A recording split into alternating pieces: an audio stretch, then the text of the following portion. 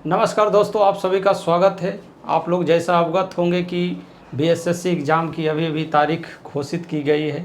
जो एग्ज़ाम होना था नवंबर में वो अब दिसंबर चली गई है, 23 और 24 दिसंबर को। तो अगर आज से देखा जाए तो आपके एग्ज़ाम में 38 दिनों का समय बचा हुआ है। अब है बात कि 38 दिनों में तैयारी की क्या रणनीति हो। तो मेरे हिसाब से जो समझ में आ रहा है कि इसमें बहुत सारे छात्र जो हैं वो बीपीएससी की एग्ज़ाम में भी शामिल हैं। तो जिनकी बीपीएससी की प्री में रिजल्ट क्लियर होने वाली है, यानी जिनको विश्वास है कि मेरा बीपीएससी प्री हो जाएगा, तो उनके पास अब क्या है कि बहुत बड़ा उपापोह की स्थिति है कि बीपीएससी को टारगेट किया जाए या बीएसएससी को टारगेट किया जाए। यानी उनके पास बहुत बड़ा कन्फ्यूजन है, यानी बीपीएससी और बीएसएससी को लेकर। बीएसएससी में क्या है कि अगर उनकी मैथ, रीजनिंग, साइंस अच्छी है, यानी अभी बीपीएससी की एग्ज़ाम में वो जब पास करने लायक क्षमता है, तो स्वाभाविक है कि उनके जीएस सेक्शन जो है साइंस को लेकर, करेंट को लेकर या अदर उनका ठीक होगा। अब उन पे निर्भर करता है कि उनकी मैथ और रीजनिंग कैसी है। अब यहाँ पर देखिएगा दोनों छात्रों में क्या है कि सीधे लड़ाई होने वाली है। यानी जो बीएसएससी के छात्र रियल में प्योर छात्र हैं, रेलवे टाइप, तो वो अब बीपीएससी की ओर कोई भी कीमत पर नहीं जाएंगे। ये मेरा मानना है। वो बीपीएससी की तरफ अब नहीं जाएंगे। उनको लगेगा कि बीएसएससी को क्लियर करो। 40 दिन यानी जीवन में इतना बड़ा मौका दोबारा नहीं मिलता। तो लगभग क्या है कि 1 महीने का समय दे दिया गया। तो 1 महीने का समय दे दिया गया तो वो बीपीएससी के संदर्भ में सोचेंगे कि बीपीएससी को दोबारा भी आएगी और उसे निकाल लेंगे। तो इस बार क्यों ना बीएसएससी को ही क्लियर कर दे।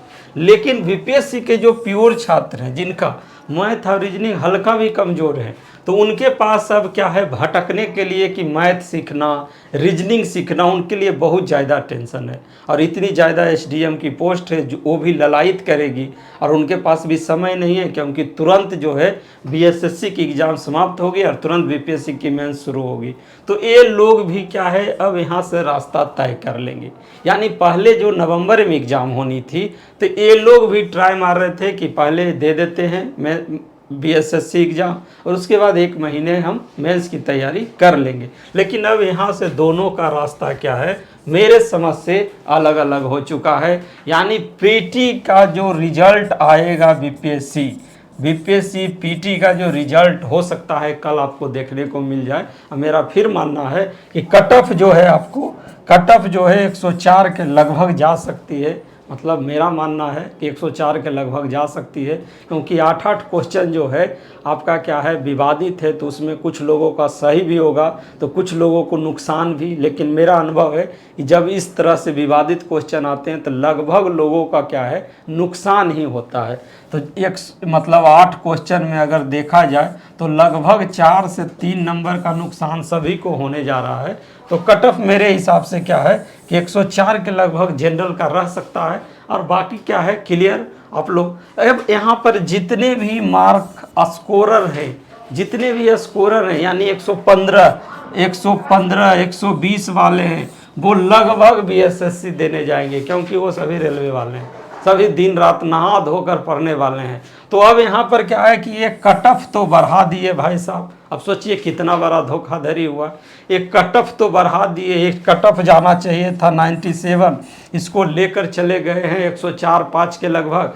और फिर क्या करें, सीधे से खिसक जाएंगे। यानी खिसक गए कि अब 1 महीना 38 दिन समय है, अब हमको तैयारी करना है, और भुगतेंगे बेचारे रियल बीपीएससी के जो छात्र हैं। अब जो 104, 105 के नंबर पर थे, उनका भी कुछ 3 या 4 नंबर का नुकसान होगा और पीटी उनकी नहीं हो पाएगी। और ये देखिए भाई साहब जो है कट ऑफ बढ़ाकर फिर निकल पड़े और ये अपनी मेंस की तैयारी में लग जाएंगे।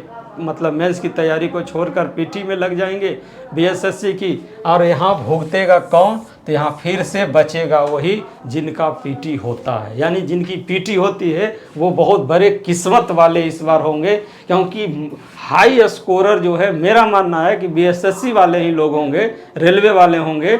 अब वो निकल चुके हैं, यानी जिनकी भी पीटी हो जाती है उनके पास बहुत ही ज़बरदस्त मौका है क्या, बीपीएससी को फाइनल करने, क्योंकि मेंस में ज़्यादा लोग नहीं बचेंगे। क्लियर। तो मेरा मानना है कि यहाँ पर दोनों का रास्ता अलग अलग हो चुका है, बीएसएससी और बीपीएससी वालों का आज से ही अलग। कल बीपीएससी की रिजल्ट हो सकती है आ जाए, तो कल से और भी रास्ते क्या हो जाएंगे, अलग अलग हो जाएंगे, क्योंकि इनका सीधे सोचना होगा कि बीपीएससी दोबारा भी कर लेंगे, मौका मिलेगा, और बीएसएससी दोबारा मौका जल्दी नहीं मिलेगा। तो हमको लगता है कि अब जो है कटअप बढ़ाकर भाई जी होशियार बनकर निकल पड़े हैं और भुगतेंगे बीपीएससी वाले छात्र। अब हमारी बात होगी कि अगले 30 दिनों यानी 35 दिनों की क्या रणनीति होगी, यानी अब हमारी बात होगी कि अगली 35 दिनों की बीएसएससी के लिए क्या रणनीति होनी चाहिए। तो मेरा मानना है कि आप लोगों को मैंने बहुत सारे वीडियो के सहारे आप लोग को टिप्स दे देकर थक गया था। अब मैंने सोच लिया था कि अब मेरे पास कोई टिप्स नहीं है, अब आपको टिप्स हम नहीं देंगे, लेकिन अब क्या है, मजबूर हो गए आज से कि फिर आप लोगों को लिए हम टिप्स को लेकर चले आए। हमको लगता है कि मेरे प्यारे भाई एवं बंधुओं, अगर किन्हीं का भला हो जाता है मेरे इस एक दो सलाह से, तो उनके लिए क्या है कि अच्छा होगा। तो 35 दिन आपके पास बचे हुए हैं, यानी देखिएगा 23 दिसंबर को आपका एग्ज़ाम है और आज 14 नवंबर है। तो देखिएगा लगभग 35 दिनों का समय बचा हुआ है। 35 दिनों में मेरा फिर वही मानना है, हम कुछ ज़्यादा आप लोगों को सलाह तो देते नहीं हैं, कि फिर से आप 35 सेट बना लीजिए, कम से कम 35 सेट बना लीजिए। अब आप हाथ पर हाथ रख कर बैठे तो नहीं होंगे, आपने सेट बनाया, मुझे विश्वास है कि आप हम पे विश्वास करते हैं, मेरे कहे अनुसार आप अपनी तैयारी करते हैं, तो आप तो सेट जरूर बनाए होंगे। अगर वास्तविक में आप सेट बनाए होंगे तो वहाँ आपको पता चल रहा होगा कि आपकी मैथ की स्थिति क्या है। तो आप उन मैथ के टॉपिक्स को 1 से 2 दिन समय लगेगा, एनालिसिस कर लीजिए कि कौन कौन से मैथ जो है हम फंस रहे हैं। तो उस मैथ को टॉपिक को फिर से आप क्या कीजिए, RS अग्रवाल से बना लीजिए। बहुत सारा वीडियो जो है हमारे चैनल पे भी मैथ की उपलब्ध है, उसका भी सहारा लेकर आप क्या कीजिए कि मैथ को बनाने का प्रयास करें। इसके बाद क्या है, साइंस को लेकर आपको फोकस होने की आवश्यकता है। यानी आप जब सेट बना रहे थे तो आपको साइंस में बहुत सारे टॉपिक को सॉर्ट करने की आवश्यकता है कि कौन कौन से टॉपिक में आप गलती किए हैं। तो उन सभी टॉपिक को पढ़ने की आवश्यकता है बिना टेंशन लिए। 35 दिन बहुत होते हैं, आप लोगों ने लगभग 100 से ज़्यादा प्रैक्टिस सेट बनाया होगा, और नहीं बनाए होंगे तो इसमें मेरी कोई गलती नहीं है। वैसे ही मैथ हो गया, रीजनिंग में भी आपको पता चल गया होगा कि कौन कौन सा रीजनिंग अभी भी मिस्टेक कर रहे हैं, कौन कौन नहीं। तो देखिएगा कि आपका टारगेट कम से कम 110 होना चाहिए, और 110 टारगेट के लिए देखिए कि 75 क्वेश्चन आपको इस सेगमेंट में है, और 50 क्वेश्चन देखिएगा इस सेगमेंट में है। ठीक है, 50, 25 यानी 75 नहीं, यहाँ 100 क्वेश्चन आपको इस सेगमेंट में है, रीजनिंग, मैथ, साइंस में, और 50 इधर है।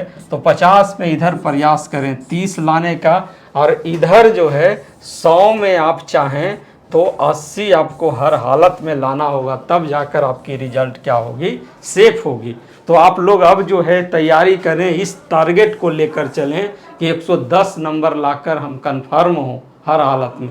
तो देखिए आपको मैथ, साइंस, रीजनिंग पे बहुत ज़्यादा फोकस करने की आवश्यकता है। अभी भी प्रतिदिन 35 सेट कम से कम बनाएं, ताकि ये जो गलती हो रहा है वो दूर किया जा सकता है।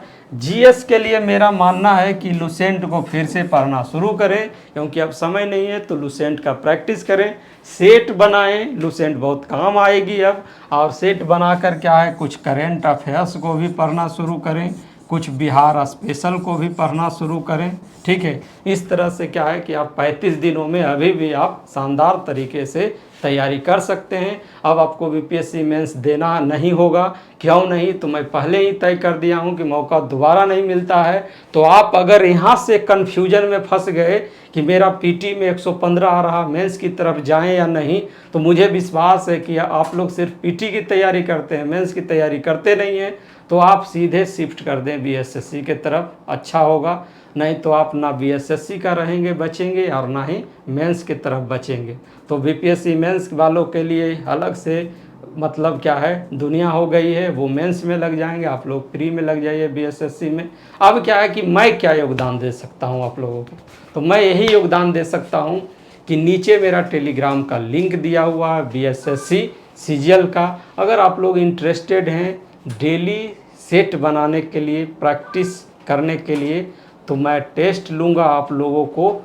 मतलब क्या है, 35 दिनों में मेरा टारगेट होगा कि 20 टेस्ट हम लेंगे CGL 3 के लिए, और वो बिल्कुल फ्री होगा, कोई चार्ज नहीं होगा। आप नीचे डिस्क्रिप्शन में जो टेलीग्राम का लिंक दिया हुआ है उस टेलीग्राम पर सिर्फ ऐड हो जाएं। आपको क्या है कि प्रति अल्टरनेट दिन हम क्या करेंगे, आपको 20 टेस्ट लगातार लेंगे, यानी एक एक दिन छोड़कर आपसे हम टेस्ट लेंगे।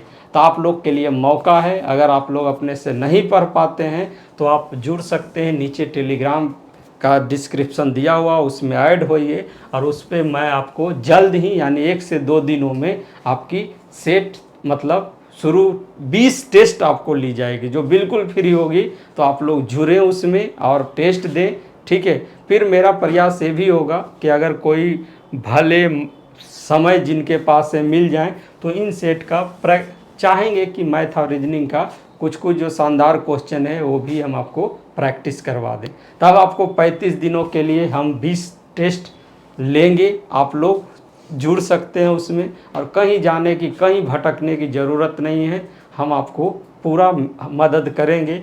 रीजनिंग में भी अगर कुछ कुछ टॉपिक बचा हुआ है तो हम रीजनिंग में भी आप लोगों को मदद कर देंगे। वास्तविकता है कि हमारे पास समय का अभाव होता है, इसीलिए हम ज़्यादा आपके लिए कुछ कर नहीं पाते हैं। तो यहाँ रीजनिंग के भी जो टॉपिक लगेंगे कि इम्पोर्टेंट हैं, तो वो और भी हम आप लोगों को उपलब्ध करवा देंगे, ठीक है, समय मिलने पर। यानी शनिवार रविवार को मैं सोच रहा हूँ कि कम से कम 2 घंटा यानी 1-1 घंटा दोनों दिन भी अगर मैं दे दिया, शनिवार रविवार, यानी एक घंटा शनिवार 1 घंटा रविवार, तो आपकी जो तैयारी में कमी है वो पूरी की जा सकती है। तो चलिए दोस्तों, आप लोगों के लिए बेस्ट ऑफ लक। आप लोग इस बार जमकर सफल होइए, और जो टेस्ट मेरा शुरू हो रहा फ्री टेस्ट, इसको प्रचारित भी करवाइए। बिल्कुल आप पहले ही देखे होंगे टेस्ट का लेवल, तो आप लोग जुड़िए और उसको प्रचारित भी करिए, जोड़िए भी, और सभी लोग टेस्ट में भाग लें, और निश्चित रूप से भाग लें, क्योंकि मौका दोबारा नहीं आएगा। तो चलिए आप लोगों से विदा लेते हैं। शुभ रात्रि, जय हिंद।